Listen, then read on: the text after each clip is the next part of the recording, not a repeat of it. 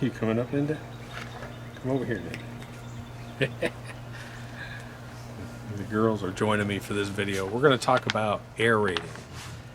And I did something different for this video. I built a special page for this video where I answered a whole bunch of questions, because in case I missed something in this video, or in case you have a question, you just want to go to the page, you can look at the page. So we're going to talk about aerating, and I'll show you this aerating that we're doing today and a few other things, so hold on, guys.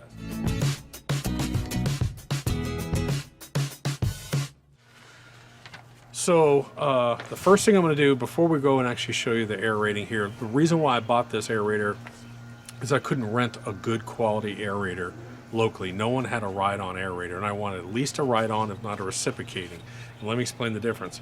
A reciprocating aerator, the tines actually go up and down, just like a golf course uses. Normal aerators are on a drum or on a roller system, and they force a little more compaction. And the reciprocating ones, the nice thing about this unit is it can pull cores, but then I can change out the tines, and what I can do is I can actually put solid spikes on it. So I can do solid spikes, which does not pull cores and is less damaging to the lawn. So I can do that, say, in the summertime. I can do that. So let me go over a couple questions real quick about aerating, and if you want to skip these questions and just go to the actual aerating video, you can. Number one, I think a lot of people, one of the main questions is, will it impact my pre-emergent, breaking the surface? And there have been university studies on this, and no, it has no significant impact on that. This is a good time if you're going to do a second wave of pre-emergent. Now, we do a split treatment, and I did do my liquid pre-emergent after I did this core aeration, so it is a good time to do that if you want. But no, it won't bother it. Should I pick up my plugs is the next question. A lot of people are going to tell you that you return your plugs because it returns nutrients to your lawn. No, there's no difference between the plug and the ground that's sitting next to it. It has no more nutrients than anything else. If you want nutrients, put down some darn fertilizer. What ends up happening with Bermuda grass especially is when you leave those cores on your ground, Bermuda is very sensitive to being covered. Like, you put a brick on your lawn, 24 hours later it's yellow. Same thing with all those cores. They're going to leave lots of yellow spots, and then when you run over them with your riding lawnmower, they actually flatten out to what I call silver dollars, and it just creates an absolute mess. Last year we had that problem. I was like, man.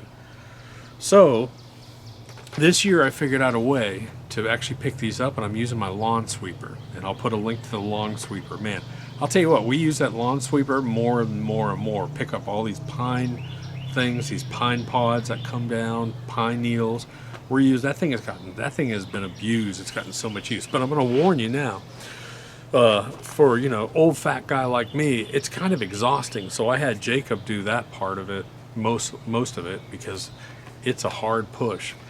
And I just want to warn you that it's not easy. So if you have an aerator, someone come do your aerating, which is not a bad idea. Have them do the aerating and then use the sweeper yourself. So I always say, and by the way, I mean, my background is golf course, and golf courses never leave plugs on the ground. It looks like crap, and you'll see how quickly picking up the plugs make your lawn looks really nice. So from now on, I always pick up my plugs. Should you fill it with sand? You can. If you want to go back and fill it with sand, you can. But really, for me, there's no reason to. I am going to have some sand leveling done here probably next month. Is it a good time to put down products? Sure. You can put down products. It's not that big of a deal. A little bit of the product will go into it. You can put down humichar. You can put down humic. You can put down fertilizer. You can put down anything you want. I mean, it's not a huge difference. Not much of the material is going to go deep in the hole, but some will. It's probably a real good time actually to put down some humichar to get it deep if you really pull a lot of plugs. Grass length. It's real important, I think, to make sure your grass is really, really short when you do this, especially depending on the machine you get. If you have a big, heavy machine or a riding aerator, it's not that big of an issue. But if you use a smaller one, it has a hard time getting through. So cut your grass short right before you aerate. When should you aerate? Anytime during the growing season, really. When we're at a golf course, we do it always in the spring and always in the fall. And then we'd switch over to tine aerating. And especially on golf greens would be tine aerated every single month. And what does that mean? The tine basically goes into the ground. A core aerator picks up a core, and drops it. A tine aerator actually spreads the ground and doesn't pull anything out. So you can actually resume play right away. You spine, you tine aerate, and then you roll the green, and it's pretty much ready to play. Maybe put a little bit of sand on top. But tine aerating is nice because it doesn't stress the lawn as much as core aerating. So if you're in the summertime, man, you can tine aerate every few weeks if you want, which is, I think, going to be really cool to play with this year. So those are kind of the basic questions that a lot of people ask. I figured I'd get those out of the way and just take you on to this aerating, and we'll roll from there. Hey guys, so I'm going to take you around. I'm going to show you a couple spots real quick that we aerated. Well, the front we did a day and a half ago, 2 days ago. Last night I came out and aerated a spot over here. I'm going to show you that real quick, and I'm going to take you down and show you my aerator. But before I do that, I think it's really important to understand that what's going on with all this lockdown and shelter in place stuff. People keep asking questions about when's this going to be back in stock? When's this? Everything is really weird, and I'm warning people right now. You need to start planning 3 and 6 months out as far as ordering your products for your lawn. And that's why you really need to go and read the Bermuda Lawn Guide and figure out what you're going to need and when you're going to need it and get it in advance. I've got product in my garage stacked up for all the way through the spring, even into the summer, and a couple of fall products I'm starting to stack up on. I'm just warning you because it's just been a little bit crazy, and demand is so high, and trying to get stuff back up into Amazon is a little bit tricky. As an example, people keep asking about 40-pound bags of PGF Complete. Well, I looked this morning, and guess what? A new truck shipment hit on Amazon for the 40-pounders. So I went and ordered 6 more bags of it because I'm going to need it. If the 40 pounds are out of stock, the 18s will show up, and order the 18s. It's about the same price. There's not much difference. I like the 18s because they're just real easy to transport, and I just like the 18s, but I'm still going to order some 40s. Humichar run is supposed to be done sometime this week or next week. Then it takes another week to ship up to Amazon and another week for them to check it in. There's going to be 2 truckloads, I believe, going up. And unfortunately, that stuff will sell out probably about 24 hours. I'm just warning you, those 2 truckloads. The first shipment sold out in 6 hours. This stuff will probably only last about 24. Hit subscribe, wherever that is. Hit subscribe buttons, and I'll do a video telling you when that stuff hits so that you guys can jump on it.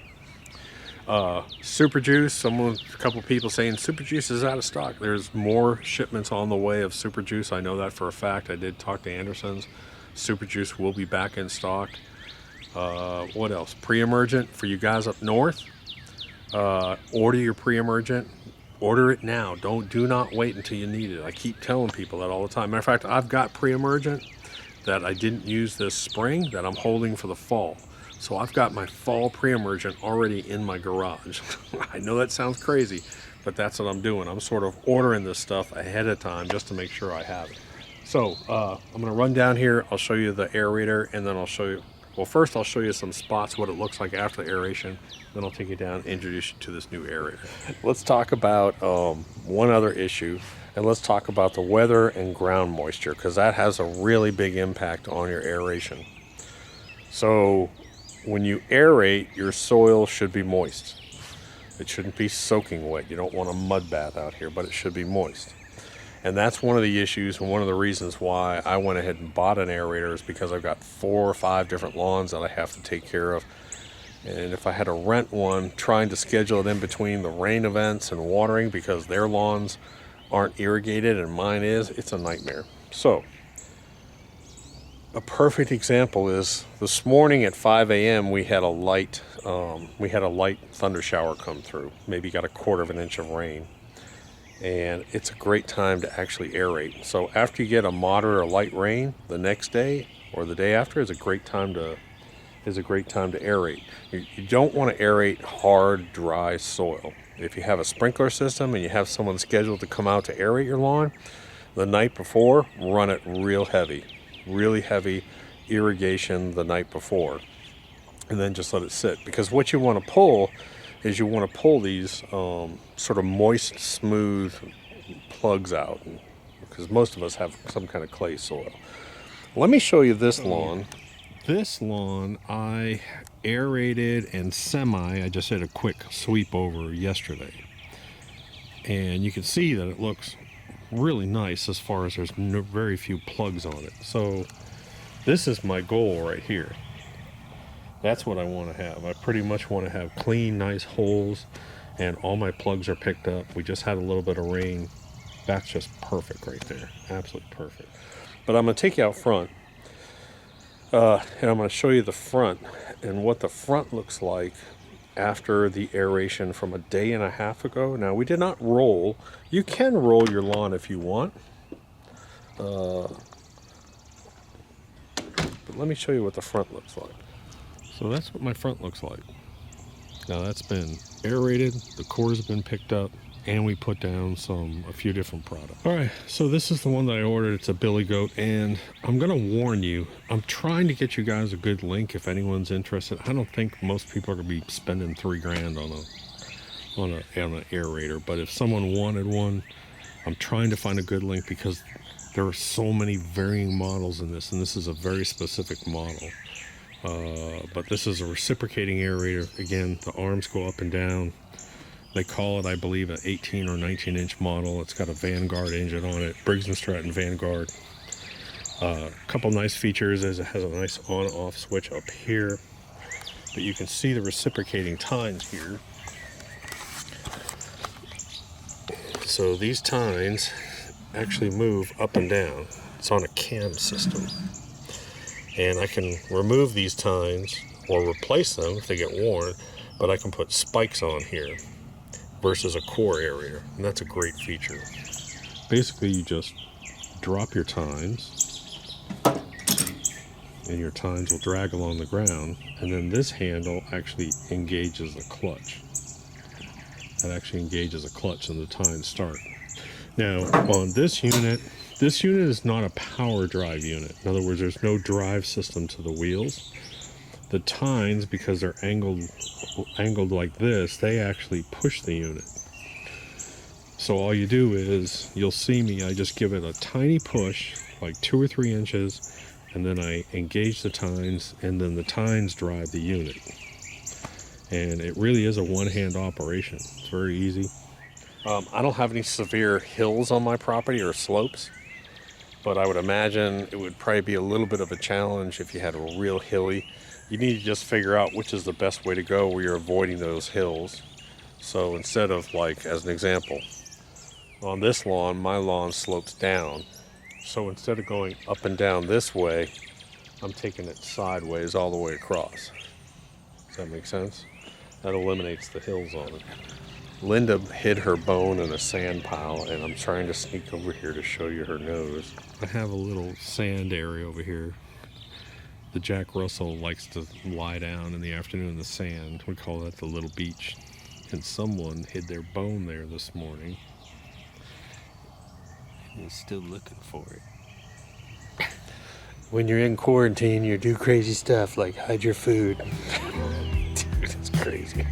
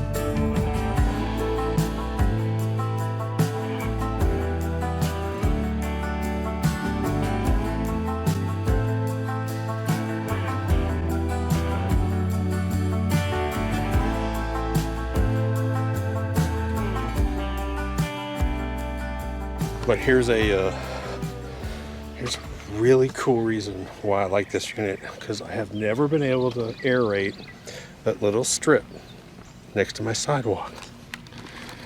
This thing is perfectly sized, and look, I can actually aerate that strip. Cool. Okay, final update. 2 days ago, the front was aerated. We raked it up, and I put down the granular fungicide. We are going to come out here probably tomorrow and put down humichar and organic matter on this lawn, because we've already done PGF complete twice. That's pretty good right there. I'm pretty happy with that. You can't complain. Keep in mind that this was core aerated 2 days ago. It's amazing. Let me go see. Let's go check on Jesus, man. Jesus is out back gathering up the plugs. So you can see he's taking some of the plugs over here and putting them here. And what we're doing with these, my septic guys are coming to dig out my septic tank. So that's why we're putting these here. Hey, sweetie, what you doing? It's an ass kicker, isn't it?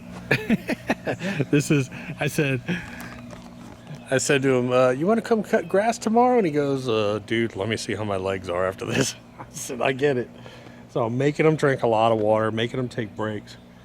It's not that cold out here right now. I mean, it's not that hot. It's probably going to hit 80 today. Actually, tomorrow would have been a better day to do this, because it's going to be cold. It's going to be like 66 degrees for a high. Take a look at the lawn. See what I mean? See how beautiful that is? Nice big open holes. You like it, Linda?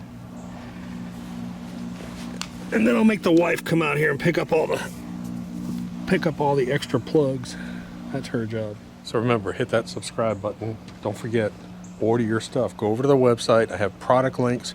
Click on the product links, whatever you need to choose. Go to the link in the description below. I'll link to a whole bunch of spring lawn care products. Talk to you later. Bye.